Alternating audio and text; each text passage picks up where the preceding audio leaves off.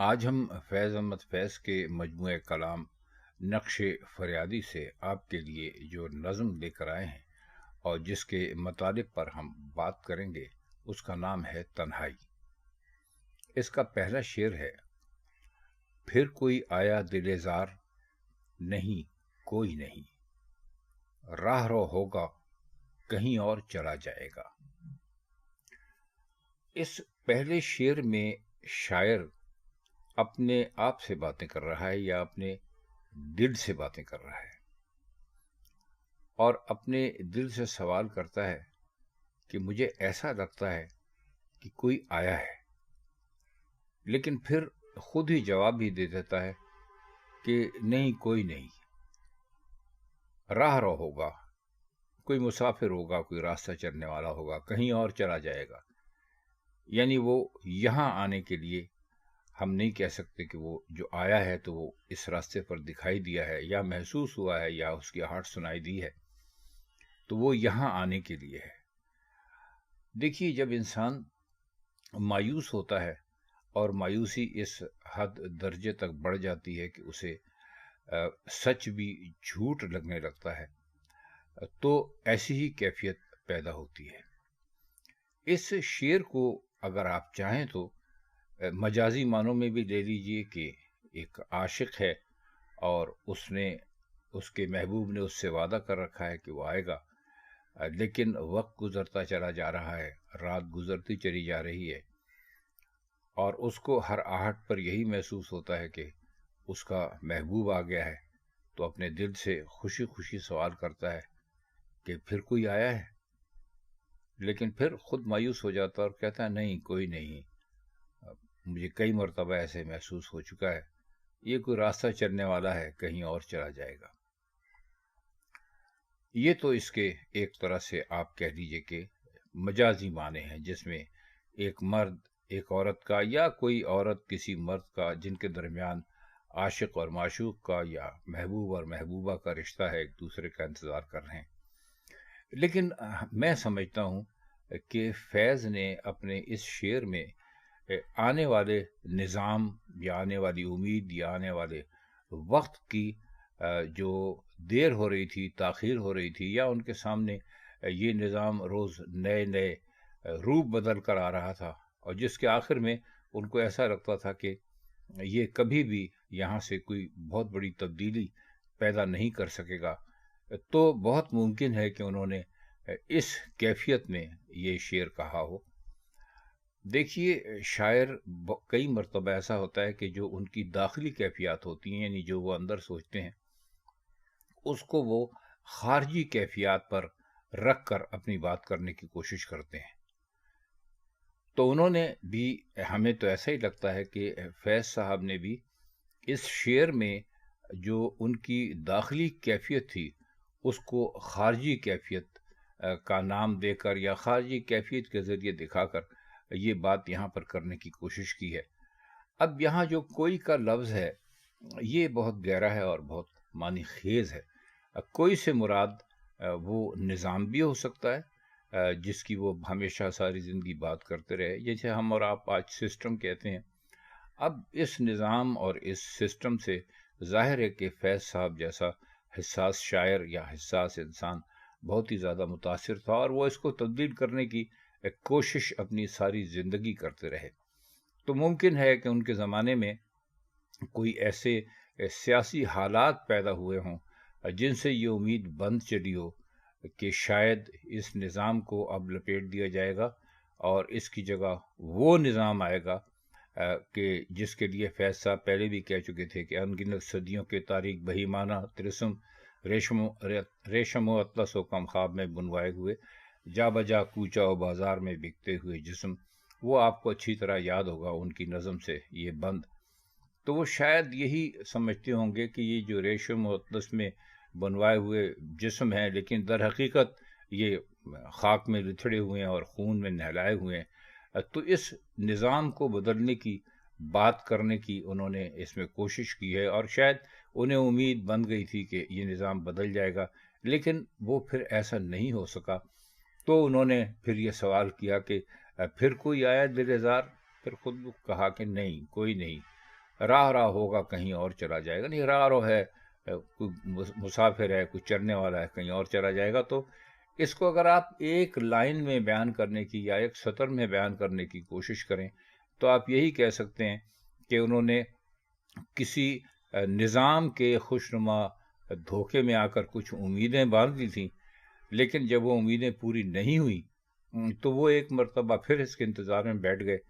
اور پھر انہوں نے اپنے دل سے سوال کرنا شروع کر دیے کہ کیا نظام کو بدلنے کے لیے کچھ اور ہونے والا ہے؟ لیکن پھر خود ہی جواب دیا کہ نہیں، یہ تو بالکل ویسے ہی ہے جیسے آپ کسی کا انتظار کر رہے ہوں اور آپ کو آہٹ بھی سنائی دیتی ہو، اور شاید وہ آپ کو کسی حد تک دکھائی بھی دے گیا ہو، تو نہیں، یہ وہ نہیں ہے، یہ کچھ اور ہے، یہ اس راہراؤ کی طرح ہے جو آپ کے پاس نہیں آ رہا، یہ کہیں اور چلا جائے گا۔ تو اس نظم کا جو یہ پہلا شعر ہے، اس کو اگر آپ نظام یا سسٹم کے حوالے سے پڑھیں گے تو شاید اس کے معنی زیادہ واضح ہو جائیں۔ اگلا شعر ہے اس کا: ڈھل چکی رات، بکھرنے لگا تاروں کا غبار، لڑکھڑانے لگے ایوانوں میں خوابیدہ چراغ۔ اس میں کوئی مشکل لفظ ہے نہیں، اس میں اس کے معنی اگر آپ کرنا چاہیں تو لفظی معنی اگر یا سطحی معنی کرنا چاہیں تو یہی ہے کہ جب رات ڈھل جاتی ہے، یعنی رات گزر جاتی ہے، اور جب بھرپور رات میں ستارے بہت بھرپور انداز میں چمک رہے ہوتے ہیں تو آسمان پر ایک سنہری یا ایک ملکوتی یا ایک سفید رنگ کا ہلکا سا غبار بکھر جاتا ہے۔ وہ دوست جنہوں نے رات کا مشاہدہ ایسے کیا ہے کہ جب رات جمع ہو، یعنی آدھی رات کے قریب یا اس سے تھوڑی دیر پہلے یا تھوڑی دیر بعد، کہ جب آسمان پر ستارے اپنی پوری تب و تاب کے ساتھ چمک رہے ہوتے ہیں تو ایک غبار بن جاتا ہے۔ لیکن اب جو کیفیت وہ بیان کر رہے ہیں وہ یہ ہے کہ ڈھل چکی رات، یعنی اب رات گزر چکی ہے، صبح ہونے والی ہے، اور جو آسمان پر تاروں کا غبار تھا وہ بکھرنے لگا ہے۔ بکھرنے سے مراد یہ ہے کہ اب وہ ختم ہونے لگا ہے، کم ہونے لگا ہے، کیونکہ جب رات جا رہی ہے، جب رات جمع تھی تو وہ بہت بھرپور انداز سے دکھائی دے رہا تھا، تو اب وہ ختم ہونے لگا ہے، اور لڑکھڑانے لگے ایوانوں میں خوابیدہ چراغ۔ ایوان محل کو کہہ لیجئے یا کسی بہت بڑے کمرے کو کہہ لیجئے، نشست گاہ کو کہہ لیجئے، یہاں پر بیٹھتے ہیں لوگ۔ اب یہاں چراغوں کے لڑکھڑانے سے کیا مراد ہے کہ جب رات پوری جو چراغ جلتے رہے اور جب رات ختم ہونے لگی تو وہ چراغ بھی بجھنے کے قریب ہو گئے۔ لڑکھڑانے کا مطلب یہی ہوتا ہے، یعنی اگر کوئی آدمی چل رہا اور وہ لڑکھڑانے لگے تو آپ اس سے یہی امید کر سکتے ہیں کہ اب یہ اگلے لمحے گر جائے گا، اب گرا کہ کب گرا۔ تو وہ چراغوں کو بھی انہوں نے ایسے ہی کہا ہے کہ یہ خوابیدہ چراغ ہیں۔ خوابیدہ سے مراد کیا ہے ان کی؟ یہاں پر ویسے تو خوابیدہ سوئے ہوئے کو کہتے ہیں، لیکن یہاں ان کی مراد چراغوں کے بجھ جانے سے ہے، یعنی وہ چراغ جو اب بجھنے والے ہیں، اور ان چراغوں کی لڑکھڑانے سے ان کی مراد یہی ہے۔ اب اگر آپ ان چاروں مصروں کو ایک جگہ جمع کر کے آپ پڑھیے اور ان پر غور کیجئے تو آپ کو محسوس ہوگا کہ یہ انتہائی مایوسی کے عالم میں کہے گئے مصرے ہیں، یعنی جیسے کہ پہلے دو مصرے ہیں جن کا شعر ہے: پھر کوئی آیا دلزار نہیں کوئی نہیں، تو پھر راہ راہ ہوگا کہیں اور چلا جائے گا، اور ڈھل چکی رات، بکھرنے لگا تاروں کا غبار، لڑکھڑانے لگے ایوانوں میں خوابیدہ چراغ۔ تو ان چاروں مصروں سے جو ایک مجموعی صورتحال آپ کے سامنے پیش آتی ہے وہ یہ ہے کہ اس میں جو چیز انتہائی بھرپور طریقے سے ہم دیکھتے ہیں وہ مایوسی ہے۔ یعنی وہ کہتے یہ ہیں کہ رات ویسے تو گزرتی ہے تو اس کے بعد صبح ہو جاتی ہے، جب صبح ہوتی تو ظاہر ہے کہ امید کا تاثر دینے کے لیے صبح کا استعمال کیا جاتا ہے، لیکن کہتے ہیں کہ یہاں کچھ بھی نہیں ہوا، یہ بالکل ایسی صورتحال پیش آ گئی جیسے کہ رات جب ڈھل جاتی ہے تو ستاروں کا غبار جو ہے وہ بھی بکھرنے لگتا ہے، اور جو چراغ ہوتے ہیں وہ بھی بجھنے کا وقت آ جاتا ہے۔ مطلب یہ ہے کہ جس نظام کی یا جس سسٹم کی تبدیلی کی ہم بات کر رہے تھے وہ ظلم کی پوری رات گزرنے کے باوجود بھی ہمیں کہیں دکھائی نہیں دیتا، اور آگے چل کے یہ کیفیت مزید شدید ہوتی ہے: سو گئی راستہ تک تک کے ہر ایک راہ گزار، یعنی اس میں بھی آپ دیکھیے تو تقریباً وہی سارا سلسلہ ہے، راہ گزار ہوتا ہے، پگڈنڈی راستہ یا چلنے کی جگہ اس کو راہ گزار کہتے ہیں، یہ عام لفظ ہے، آپ سب لوگ اچھی طرح جانتے ہوں گے۔ اب سو گئی راستہ تب تک کہ ہر ایک راہ گزار، اس کی مثال بالکل ایسے ہی ہے کہ جیسے آپ کسی کا راستہ دیکھ رہے ہوں، آپ کسی کا انتظار کر رہے ہوں اور وہ نہ آئے اور نیند آپ پر غلبہ کر لے، یعنی آپ انتظار کرتے کرتے سو جائیں، تو کہتے ہیں کہ بعین یہی صورتحال راستوں کی ہے، یعنی راستے بھی بہت دیر تک انتظار کرتے رہے کہ اب کوئی آیا اور تب کوئی آیا، لیکن جب کوئی نہیں آیا تو ایسا لگتا ہے کہ راستے بھی غنودگی میں چلے گئے، وہ بھی سو گئے۔ مطلب اس کا آپ بہت مختصر سا یہ کر سکتے ہیں کہ ایک ایسا راستہ جس پر کسی کے آنے کی اب کوئی امید باقی نہیں بچی۔ آگے چلیے، یہی کیفیت برقرار ہے کہ اجنبی خاک نے دھندلا دیے قدموں کے سراغ، گل کرو شمع بڑھا دو میو میناو ایاخ۔ یہ بھی بالکل اسی کیفیت میں کہے گئے مصرے ہیں جو کیفیت کے اس پوری نظم نے ابھی اوپر سے نیچے تک چل رہی ہے۔ کیسے؟ اجنبی خاک نے دھندلا لیے قدموں کے سراغ کا مطلب یہ ہے کہ وہ راستہ جو کہ جس پر کبھی کوئی چلا کرتا تھا اور جس پر لوگوں کے قدموں کے نشان ہوتے تھے، وہ اس راستے پر اب دھول پڑ چکی ہے، یعنی وہ راستہ اب دھول نے چھپا دیا ہے۔ آپ نے دیکھا ہوگا کہ جب کسی راستے پر لوگ چلتے ہوں تو اس کے اوپر کوئی چیز اگتی نہیں ہے، وہ چیز جو وہ راستہ جس کے اوپر لوگ مسلسل چل رہے ہوں، اس میں ایک واضح ایک پگڈنڈی یا ایک نشان بن جاتا ہے مٹی کا یا خاک کا، لیکن جب اس پر لوگ چلنا بند کر دیتے ہیں تو اس کے اوپر جو خاک ہوتی ہے یا جو مٹی ہوتی ہے، اس کے اوپر مٹی بھی پتھر بھی آ سکتے ہیں، اس کے اوپر کوئی نباتات بھی اگ سکتے ہیں، گھاس بھی اگ سکتی ہے، یعنی وہ راستہ جو ہے وہ چھپ جاتا ہے، اور جب وہ چھپ جاتا ہے اس پر کسی کے چلنے کی امید نہیں رہتی، تو ایک طرح سے آپ کہہ سکتے ہیں کہ آپ وہ راہ ہی کھو دیتے ہیں۔ تو آگے چل کے اس کو مزید وہ یعنی اس میں بیان کرتے ہیں اس تنہائی کی کیفیت کو یا اس نا امیدی کی کیفیت کو، کہتے ہیں گل کرو شمع، کہتے ہیں اب شمع بجھا دو، یعنی اب امید کرنا بالکل چھوڑ دو، بڑھا دو میں اور مینا و ایاغ، میں شراب کو کہتے ہیں، مینا سراہی کو کہتے ہیں، ایاغ جام کو کہتے ہیں، اور یہ تینوں چیزیں شراب کی جب محفل جمی ہوتی ہے تو اس میں استعمال ہوتی ہیں، آپ جانتے ہیں اچھی طرح۔ اب یہاں پر اس میں جو ایک ہے بڑھا دو، تو یہ ہم آپ کو بتائیں کہ یہ پرانی اردو میں آپ نثر بھی پڑھیں تو آپ کو یہ کافی یہ لفظ ملتا ہے۔ پہلے یہ لوگ نہیں کہا کرتے تھے، اب مثلا آپ نے اگر کھانا کھا لیا ہے تو لوگ یہ نہیں کہتے تھے کہ بھئی انہوں نے کھانا کھا لیا ہے، اس کو یہاں سے ہٹا دو،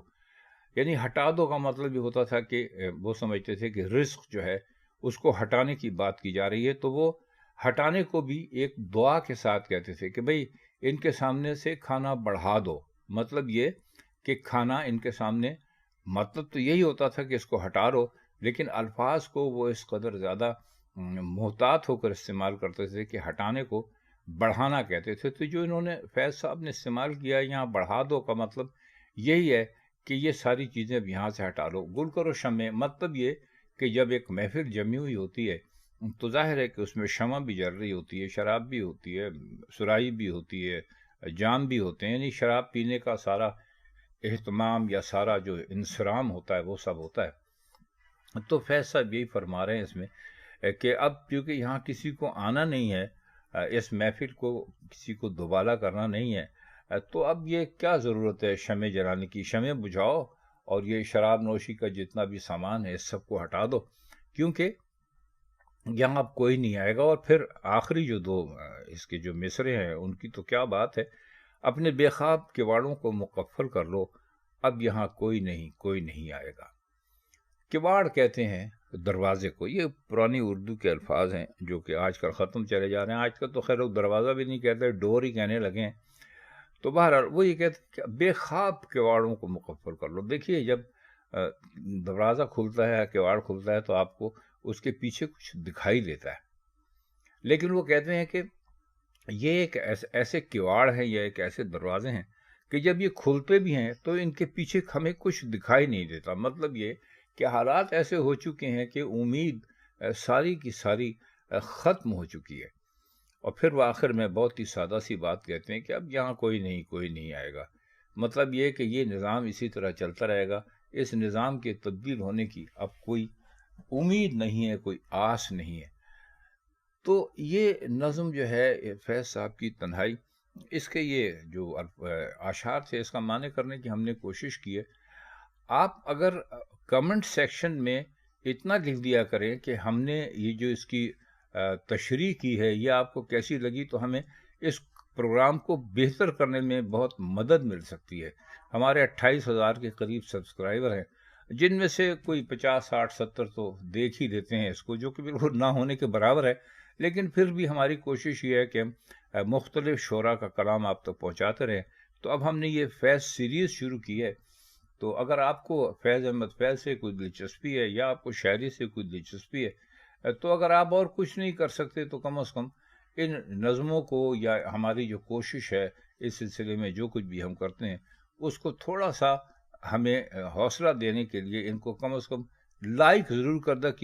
دیا کیجیے، اور کمنٹس میں بھی ہمیں ضرور بتایا کیجیے کہ ہماری یہ کوشش جو ہم نے کی اس میں ہم کہاں تک کامیاب رہے. تو آج کے لیے اتنا ہی. فیض صاحب کی یا کسی اور شاعر کی کسی اور نظم یا غزل کے ساتھ آپ کی خدمت میں پھر حاضر ہوں گا. تب تک کے لیے میں چاہتا ہوں آپ سے اجازت. خدا حافظ.